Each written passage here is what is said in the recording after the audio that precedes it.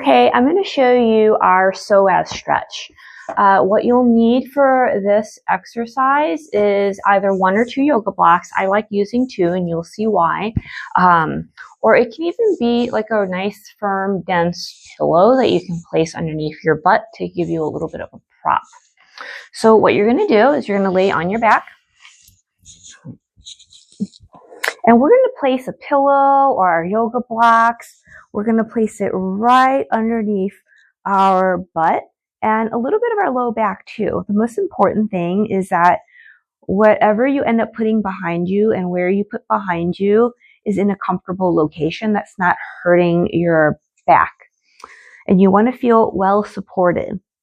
So now what you're going to do is, if I leave my legs out straight, I get a very gentle and generalized stretch, kind of in my lower abdomen, on a little bit of both of my hip flexors. I can choose to lay in this position comfortably for like maybe a minute or two, just kind of breathing into my belly, letting everything relax.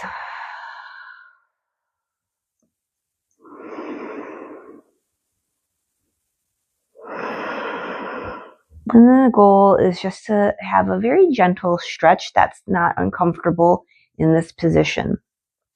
Now, if I want a little bit more of a stretch, what I can do is now I can think about hugging my knee to chest. And when I do that, you may notice on yourself when you do that, that your leg pops up a little bit, indicating that those hip flexors are tight. So as you bring that knee to your chest, if your leg pops up, I really want you to actively think about pressing it down so that you're touching the floor again, so that you can really open up that hip and allow that hip flexor and psoas to stretch. So in this position, I'm going to hold it for 30 seconds. And we're still going to breathe into our stretch, in with the nose, out with the nose or mouth. And again, you just want this to feel pretty comfortable, but the stretch is a little bit more intense here.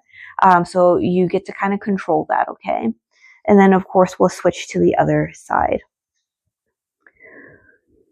So for the knee to chest on the block, where I'm really just focusing on one hip at a time, you're going to hold each for 30 seconds and do at least 3 or 4 repetitions on each leg, compared to the minute where I'm kind of splayed out with my legs straight, stretching both hip flexors gently.